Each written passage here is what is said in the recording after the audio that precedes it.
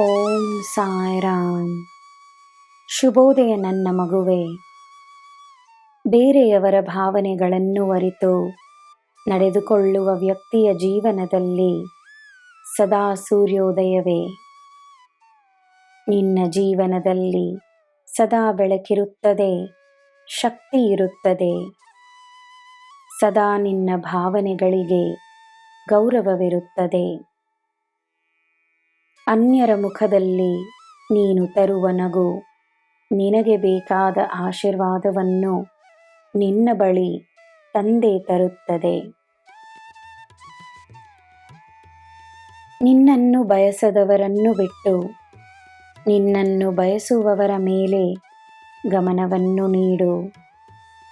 ಸಂತೋಷವಾಗಿರು. ನಿನ್ನ ದಿನ ಶುಭವಾಗಿರಲಿ.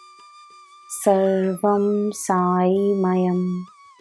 ಜೈ ಸಾಯಿರಾಮ್.